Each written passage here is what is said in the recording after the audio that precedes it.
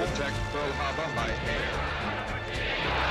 Ask not what your country can do. Kennedy has been shot. One small step for man. These truths to be self-evident that all men are created equal. Mr. Gorbachev, tear down this wall.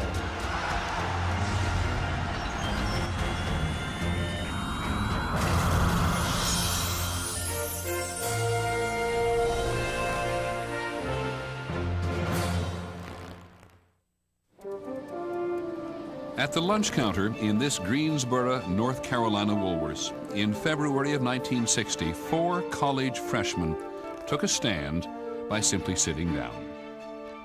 The day that we decided to sit down, we figured we could go to jail. If that was what we faced, then it was worth doing that. By asking for a cup of coffee and a donut, Joe McNeil and his friends had taken on segregation, an established way of life in the American South, one which would not allow blacks to eat with whites at a lunch counter, or use the same restrooms, or drink from the same water fountains.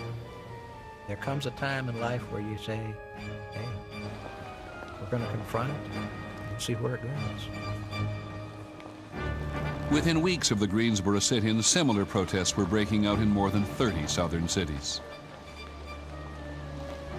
There was an astounding, rapid ripple effect, because every time you turned on the radio or TV, there was another sit-in someplace. And all of the people sitting in were young.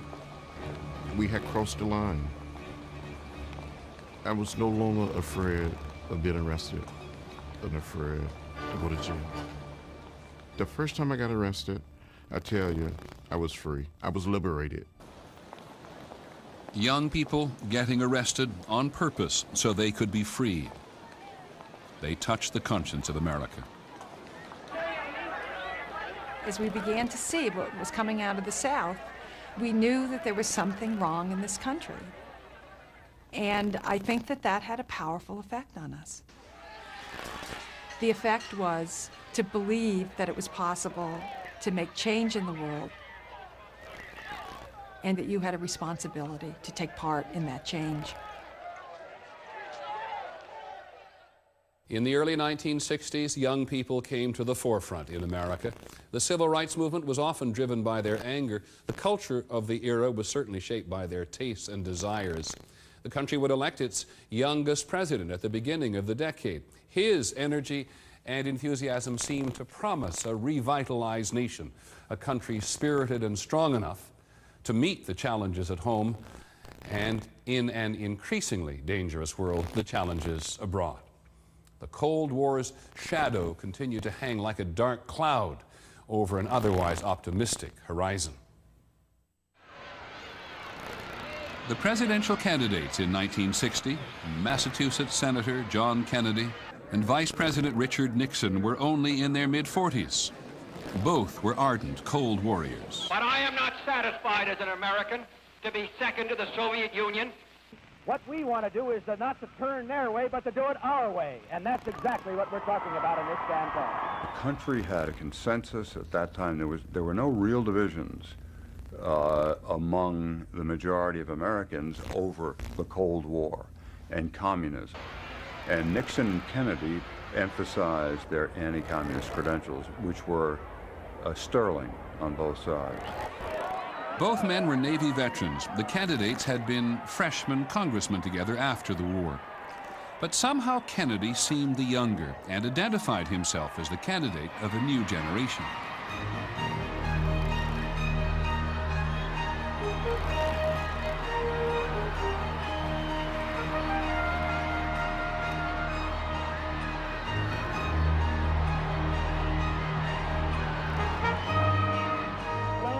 His enthusiasm, his energy and determination was infectious, and we all felt, and the country felt, that yes, you know, we're on the march again, and it was a good march.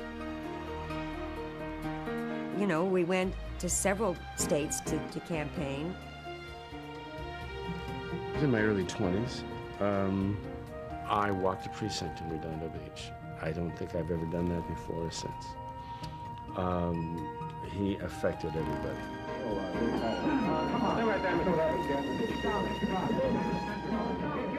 The favorite candidate of much of the entertainment community reached the high point of his campaign in a series of debates on television.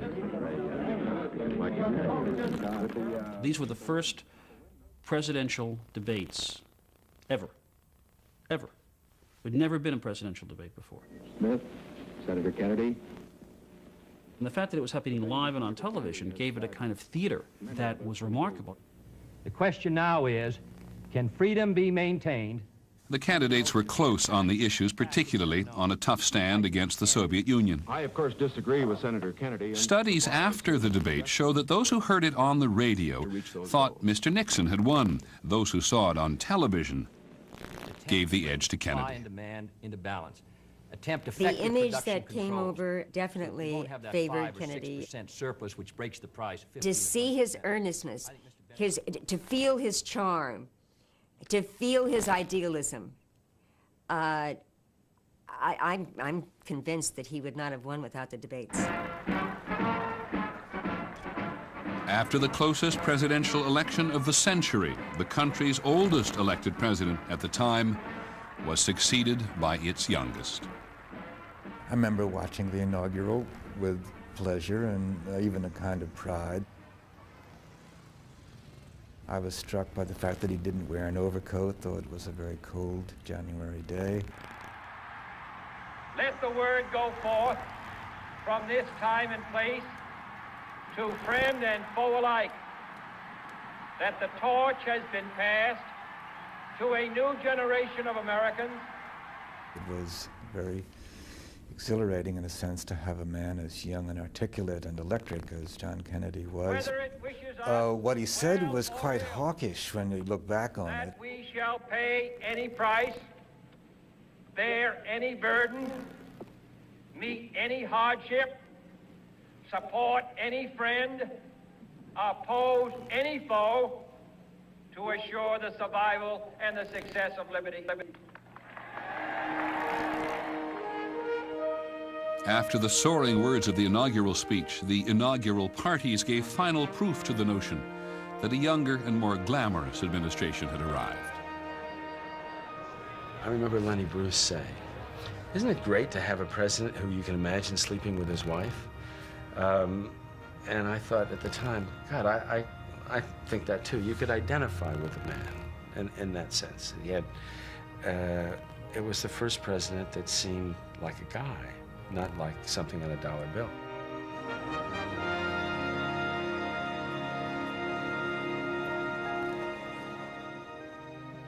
The idea of a White House run and staffed by younger people, with a 32-year-old chief speechwriter and a press secretary in his 30s, and all these people around Kennedy, there was that feeling that, well, if they're running the political system, surely we can be somehow involved in it. We wanted to serve. We wanted to do something because young people, me included, in those days, did wonder how we were ever going to top the generation before us. Our fathers had fought World War II. They had won. They had beaten a depression in some way. What are we going to do?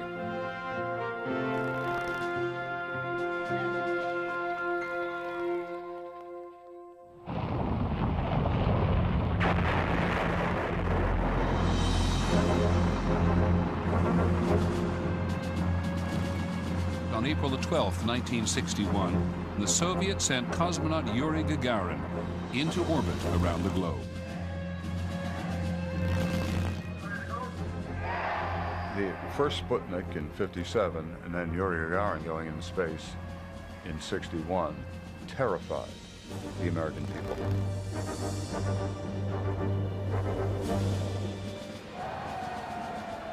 People were sitting around and talking about what would we do if the Russians had arms missiles, whatever, on the moon.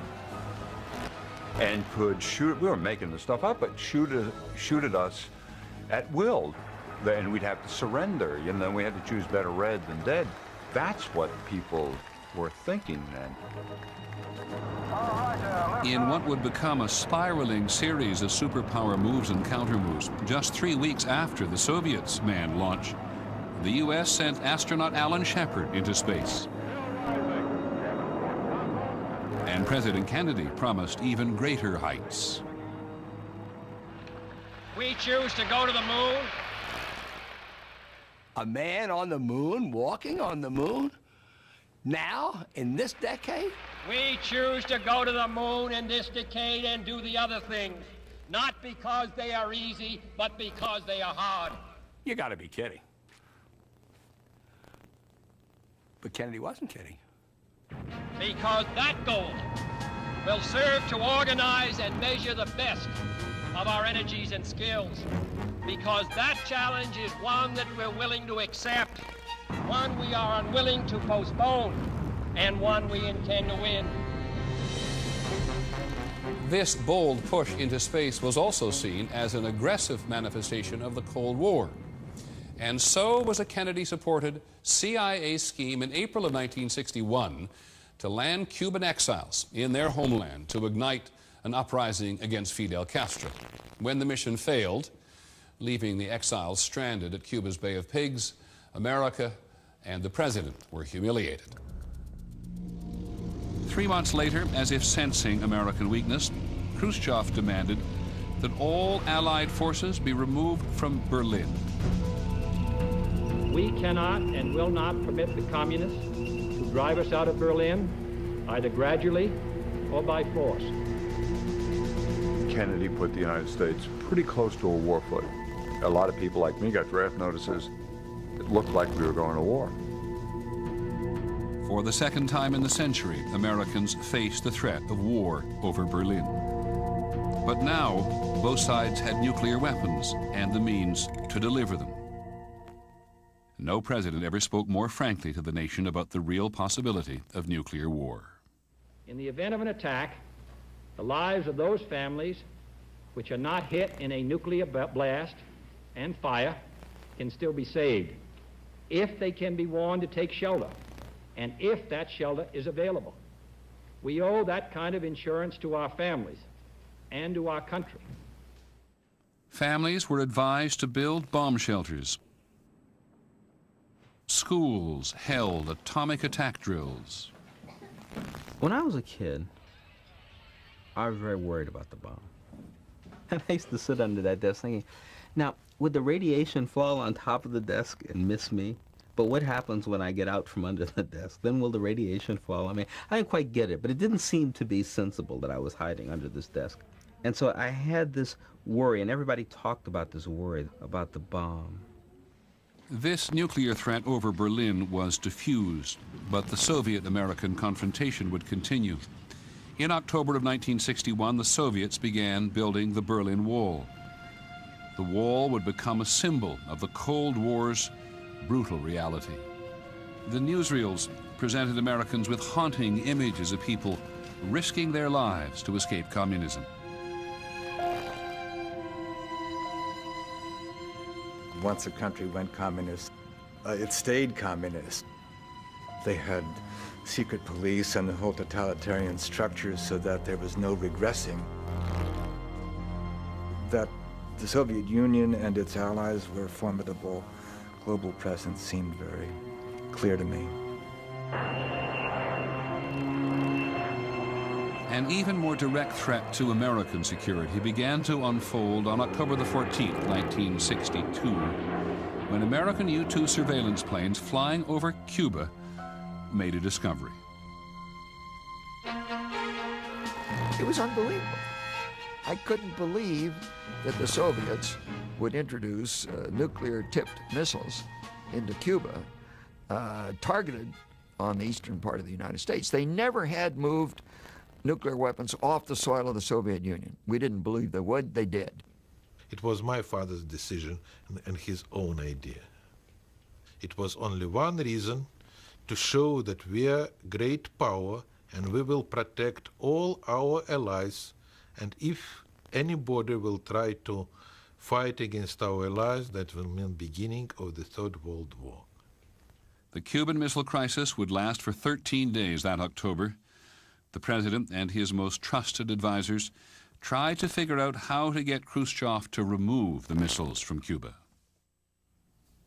As far as the president was concerned, this was a superpower confrontation. It was the Soviets who had put nuclear missiles in Cuba. It was the Soviets who would have to remove them. It shall be the policy of this nation to regard any nuclear missile launched from Cuba against any nation in the Western Hemisphere as an attack by the Soviet Union on the United States, requiring a full retaliatory response upon the Soviet Union. The U.S. military was put on the maximum level of alert, DEFCON 2. The president ordered the Navy to mount a blockade around Cuba. All ships of any kind bound for Cuba, from whatever nation or port, will, if found to contain cargoes of offensive weapons, be turned back. This quarantine will be extended, if needed, to other types of cargo and carriers. For 72 hours, the world watched and waited as Soviet ships approached the quarantine line. They kept coming, they kept coming, they kept coming, they kept coming. So there would be these days of incredible tension. Millions of Americans believed that they were about to die. We literally sat and talked about the fact that we were living then out in the wilds of New Jersey, and were we far away from New York City to survive? I remember that really being a terrifying moment. I was at NYU at the time, and the professor was sitting there, and he looked up at the clock on the wall, and he goes, "Well, they'll be meeting about now. They're meeting now, so we'll just have to wait." And there was like deep silence, and nothing happened, you know. It was a deep breath. And then the Soviet premier ordered his ships to turn back.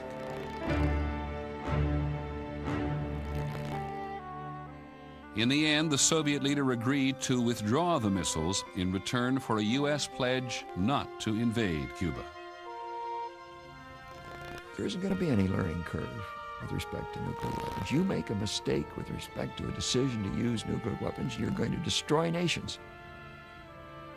Both Khrushchev and Kennedy realized how close they'd come, and they were determined to avoid that in the future.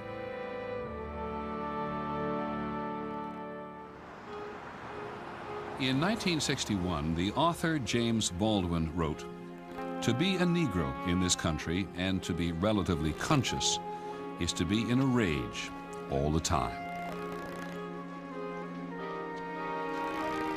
It was two worlds, a black world and a white world. As a young child, I remember very well seeing the signs, and I resented it. If you went to the Dairy Queen, white people would go in and sit down. You got your ice cream at a window.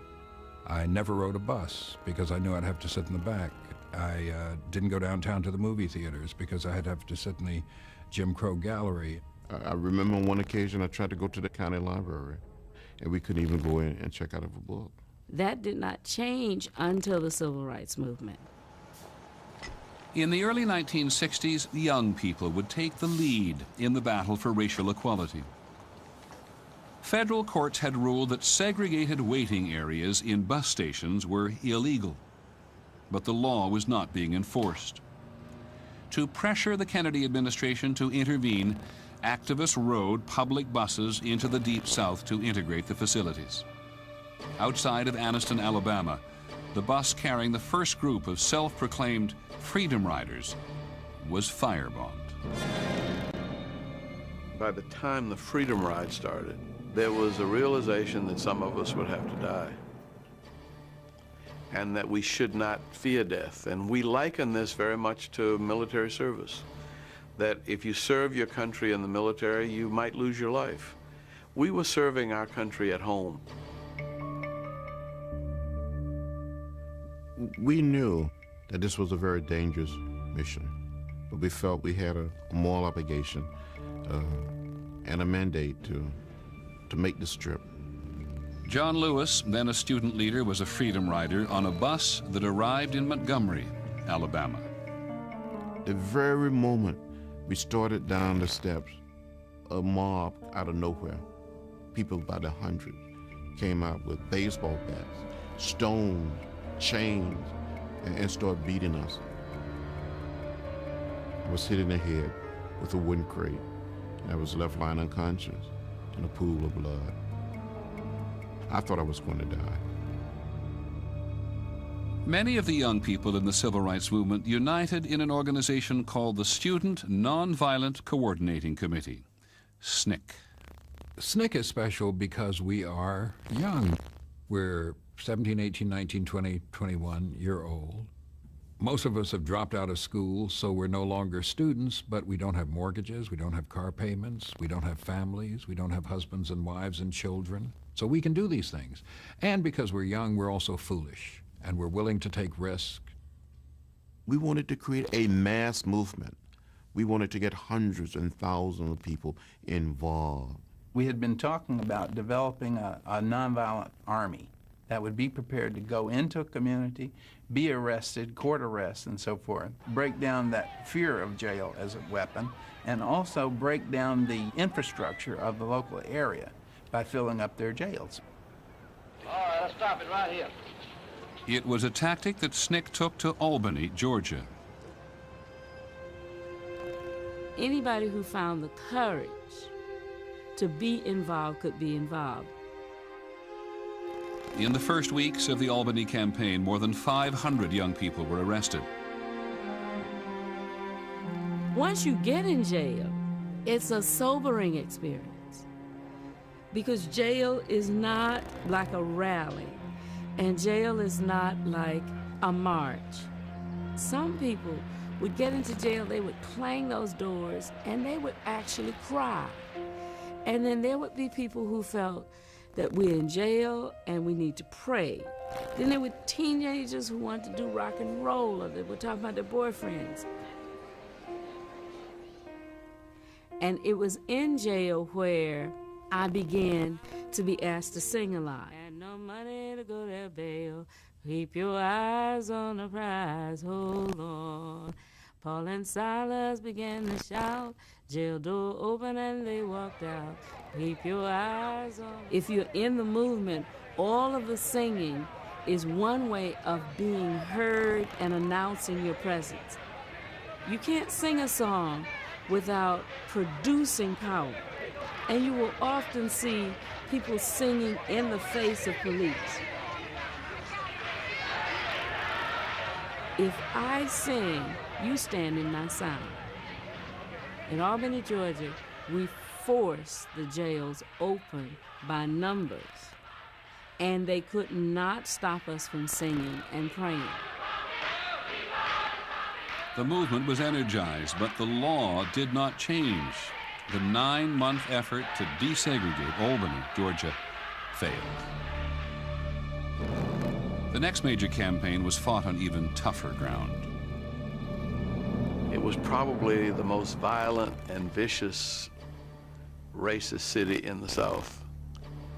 There had been 60 bombings of black people's homes in Birmingham in 61 and 62. One target for the movement in Birmingham was to desegregate the schools. Alabama's governor, George Wallace, had promised they would stay white. And I say segregation now, segregation tomorrow, and segregation forever. Our demonstrations in Birmingham were usually simply marches to the courthouse or to City Hall. And we almost never got more than 2 blocks from the church, and then we were arrested. The Day after day, hundreds of demonstrators filled the Birmingham jails. Among those arrested was the organizer of the Birmingham campaign, the Reverend Martin Luther King Jr. By then, he was the acknowledged leader of the entire civil rights movement. My heroes for the second half of the 20th century, Martin Luther King. All of these people are people who accepted the fact that you have to put everything online. Because if you don't, you're not going to get anything. Not in America. Because America is not going to change. Only you can change. As part of the campaign, Dr. King enlisted an army of school children, aged 6 to 16. After the first day of demonstrations, nearly 1,000 of them had been herded into police vans and sent to jail. The next day, the police changed their tactics. The law enforcement in Birmingham was headed by one Bull Connor. And Bull Connor was an old-fashioned lock them up, throw them in jail, throw away the key, beat them up, put dogs on them, hose them down with fire hoses. Anything he could think of to try to stop this movement by force, he did. I watched the violence in Birmingham on TV. It shocked me to see the dogs being unleashed on people, and it shamed me. This was the front page of every major newspaper in the world, and it told a story that America was ashamed of. Fires of frustration and discord are burning in every city, north and south. Where legal remedies are not at hand, redress is sought in the streets. Next week, I shall ask the Congress of the United States to act, to make a commitment it is not fully made in this century to the proposition that race has no place in American life or law. Trying to raise congressional support for the Kennedy Civil Rights Bill, civil rights leaders called for a march on Washington. On August the 28th, 1963, more than 200,000 people showed up.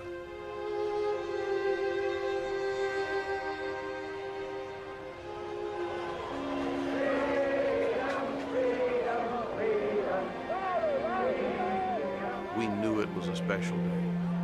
And once I got there and saw the crowds coming from all over America, black and white, poor people, rich people, show business, politicians, Martin called it a coalition of goodwill, or a coalition of conscience that could change the soul of the nation on the race issue. This was bringing a mass meeting into the homes of millions of Americans who were seeing this thing that I had seen over and over and over again in small town churches everywhere, seeing this for the first time and hearing the oratory of America's premier orator, Martin Luther King. No, we are not satisfied, and we will not be satisfied until justice rolls down like waters and righteousness like a mighty stream. I remember thinking when I saw Martin Luther King that he was going in his dream to bring the nation along, that he was irresistible in his call to mercy and love. I mean, that he was absolutely the most irresistible voice that had ever been heard. Freedom and justice, I have a dream. My poor little children one day live in a nation where they will not be judged by the color of their skin, but by the content of their character. I have a dream today. You know, I was a little young. I do remember it. Martin Luther King was a very powerful effect on me, but it wasn't so much that I understood what he was saying, but I knew that he stood for me because I needed somebody to stand for me. We will be able to speed up that day when all of God's children, black men and white men, Jews and Gentiles, Protestants and Catholics, will be able to join hands and sing in the words of the old Negro spiritual, free at last, thank God Almighty, we are free at last.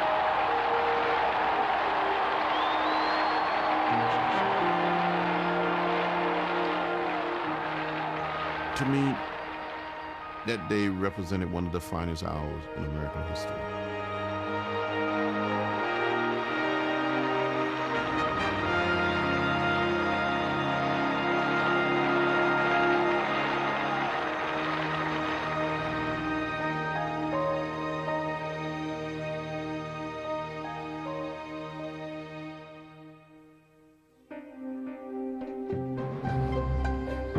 In the early 1960s, answering the president's call to action, young people had a new way in which to serve: the Peace Corps. The Corps' first director was the president's brother-in-law, Sergeant Shriver. Messages kept pouring into the White House from people, younger people for the most part, but older people too, saying, yes, I'm ready to serve.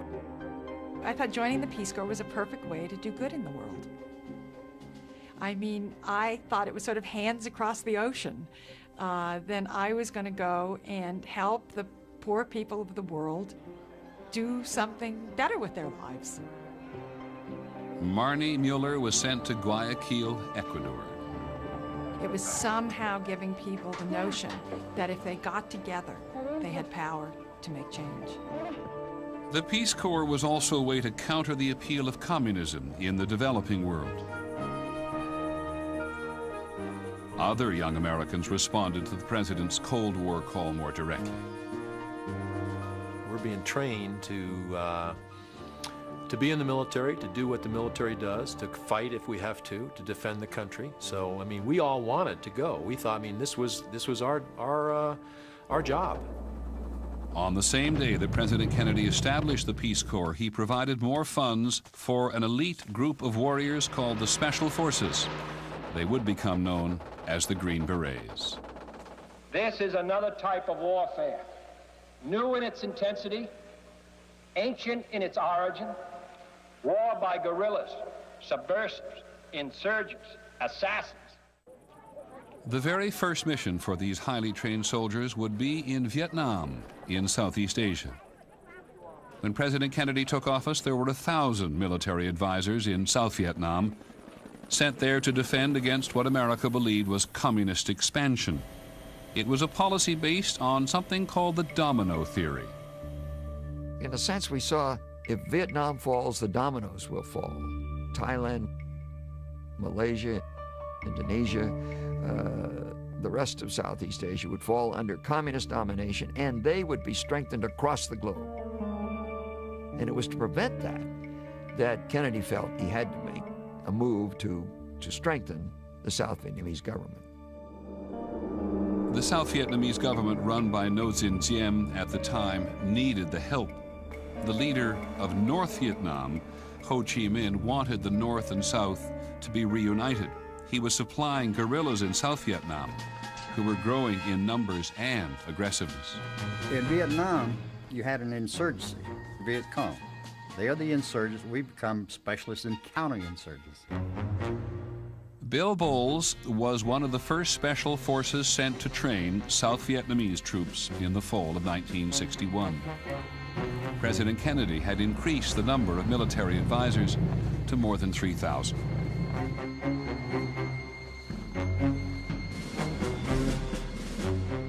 We had trained this civilian irregular defense group for maybe a month, and we decided to send them to villages around Da Nang, and we had 4 Americans out there.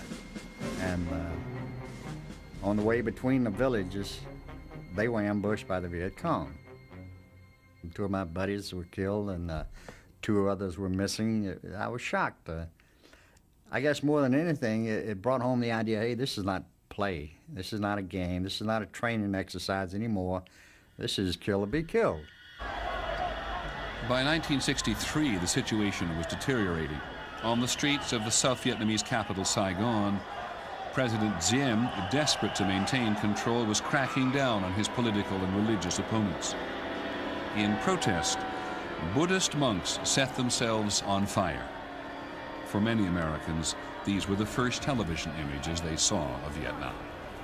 It was a horrible, horrible experience because in a sense, we saw Vietnam disintegrating before our eyes, or at least the structure of the state disintegrating. Diem had lost control of it. American policymakers supported a coup to remove Diem, which resulted in his assassination. U.S. complicity in Diem's death and the resulting turmoil in South Vietnam only deepened America's involvement. As I left there in '63, it was obvious that the war was escalating. We had camps in places you couldn't even say the name. And we had more people getting killed than ever before. America would commit more and more soldiers. It would become the longest war in American history. It was fought largely by young men, described by one journalist as rock and rollers with one foot in the grave.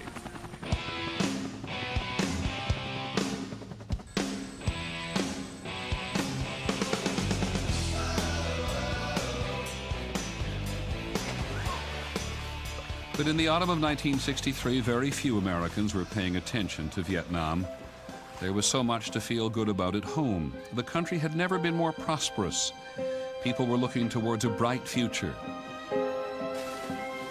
At this point, they trusted their leaders to solve the problems elsewhere. World peace, like community peace, does not require that each man love his neighbor. It requires only that they live together in mutual tolerance. In June of 1963, in a speech the president gave at American University in Washington, it seemed that maybe even the anxieties of the Cold War could be dispelled. But we can still hail the Russian people for their many achievements. Khrushchev and Kennedy had both convinced the world that they were real tough guys, and they wouldn't back down. That's exactly the time that people then sit and negotiate out their problems. Both men understood that, and Kennedy laid that out. Our problems are man-made, therefore they can be solved by man. 2 months after that speech, the U.S. and Soviet Union agreed to the first comprehensive nuclear test ban treaty. Dean Acheson said once that the office kind of confers a nobility on the man. And during Kennedy's tenure in office, we had a very exalted sense of a president. Our young emperor, you know.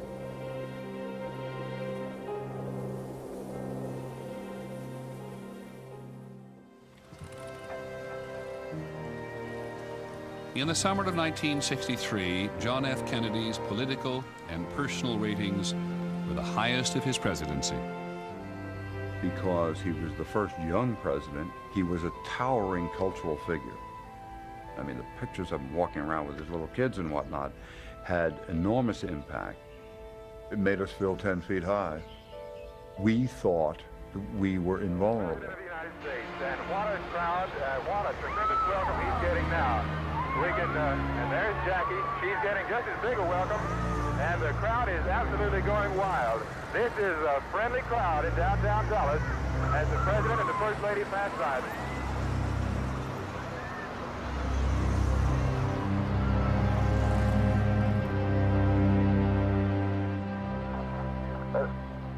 It appears as though something has happened in the motorcade route. Something, I repeat, has happened in the motorcade route. Stand by just a moment, please. It did seem as though everything came unpinned.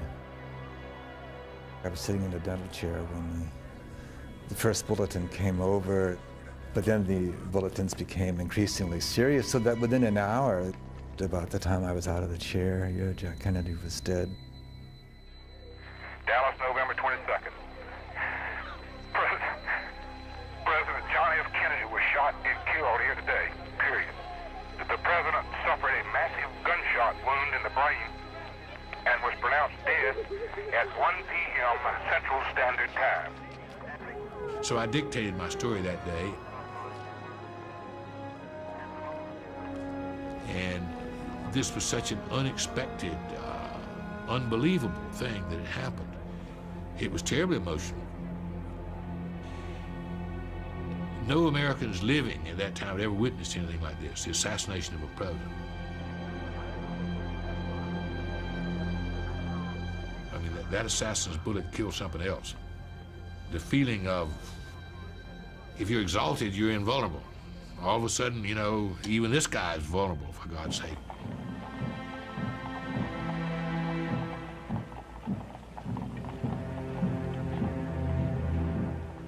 I cried, like many Americans.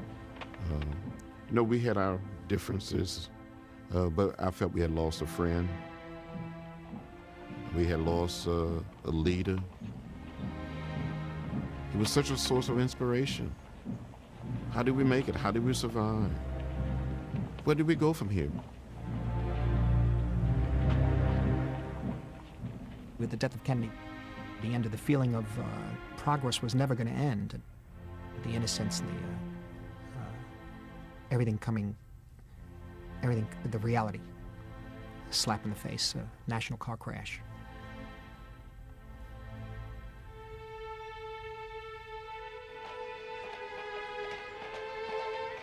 I think some of the self-confidence of America died that day. Some of the optimism of America died that day.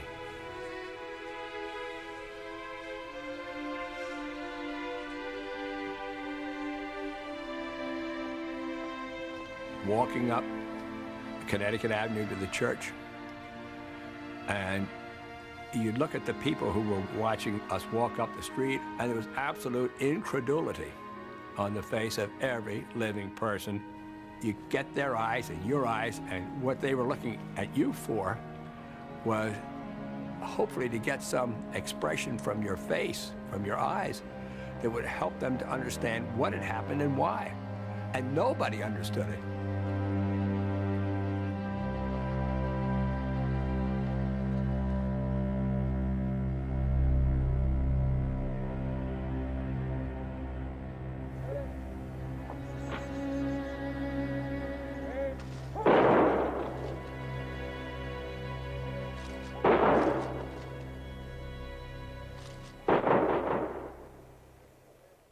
For an already shaken America, there were yet more crises ahead. We'll see that on the next episode of The Century, America's Time. I'm Peter Jennings. Thank you for joining us.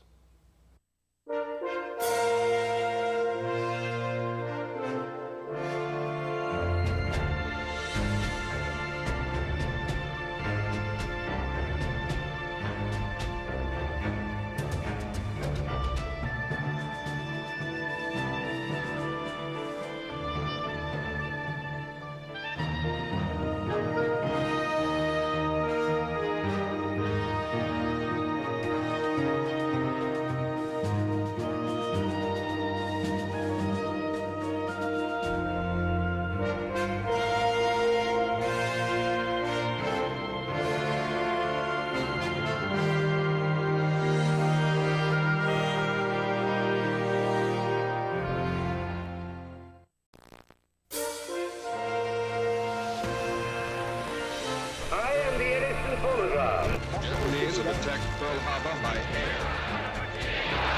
Ask not what your country can do. Kennedy has been shot. One small step for man. These truths to be self-evident that all men are created equal. Mr. Gorbachev, tear down this wall.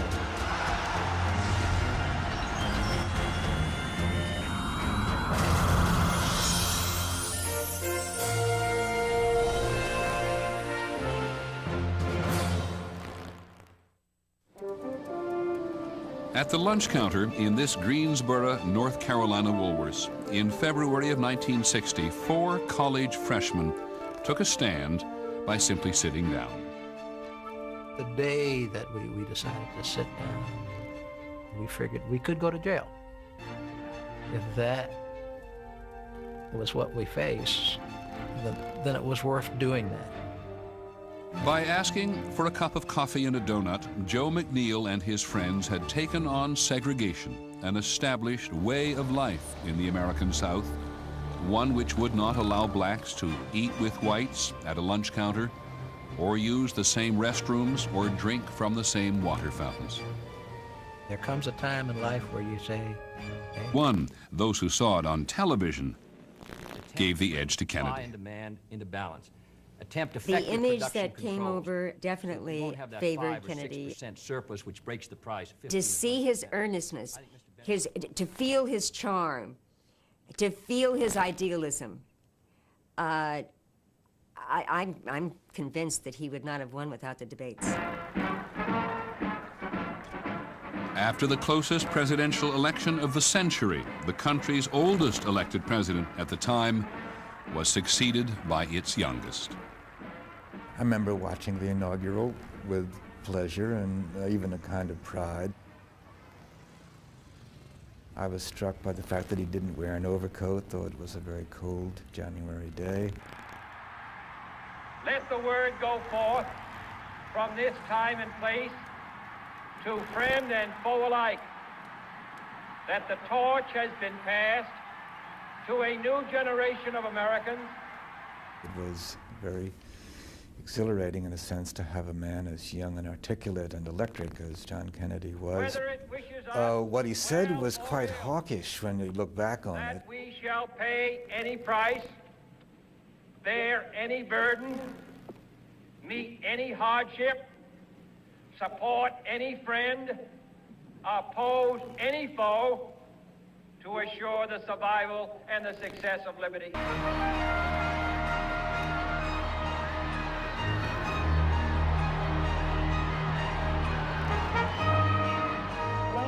His enthusiasm, his energy and determination was infectious, and we all felt, and the country felt, that yes, you know, we're on the march again, and it was a good march.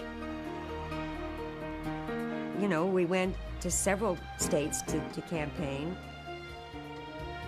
I was in my early 20s. I walked the precinct in Redondo Beach. I don't think I've ever done that before or since. He affected everybody.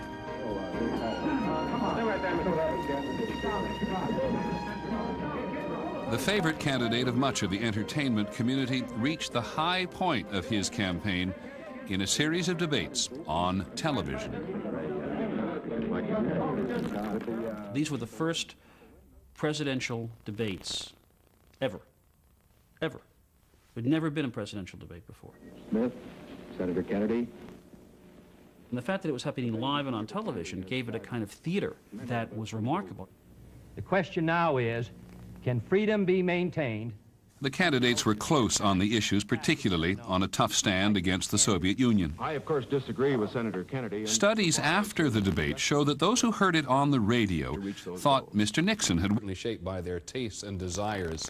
The country would elect its youngest president at the beginning of the decade. His energy and enthusiasm seemed to promise a revitalized nation, a country spirited and strong enough to meet the challenges at home and, in an increasingly dangerous world, the challenges abroad. The Cold War's shadow continued to hang like a dark cloud over an otherwise optimistic horizon. The presidential candidates in 1960, Massachusetts Senator John Kennedy and Vice President Richard Nixon, were only in their mid-40s. Both were ardent Cold Warriors. But I am not satisfied as an American to be second to the Soviet Union. What we want to do is not to turn their way, but to do it our way. And that's exactly what we're talking about in this campaign. The country had a consensus at that time. There were no real divisions among the majority of Americans over the Cold War and communism. And Nixon and Kennedy emphasized their anti-communist credentials, which were sterling on both sides. Both men were Navy veterans. The candidates had been freshman congressmen together after the war. But somehow Kennedy seemed the younger and identified himself as the candidate of a new generation.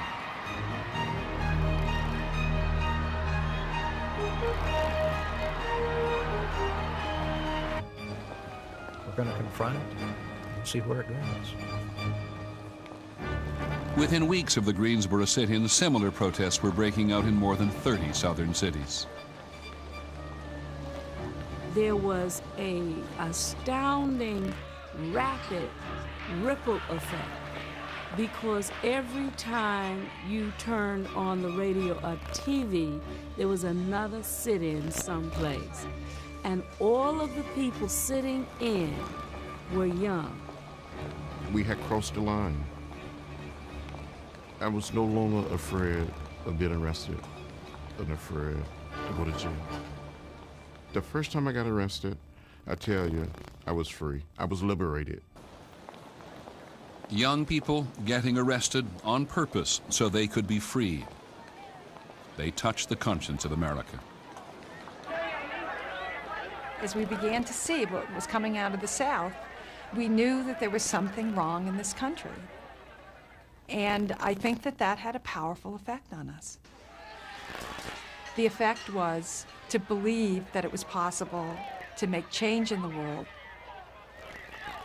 and that you had a responsibility to take part in that change. In the early 1960s, young people came to the forefront in America. The civil rights movement was often driven by their anger. The culture of the era was certainly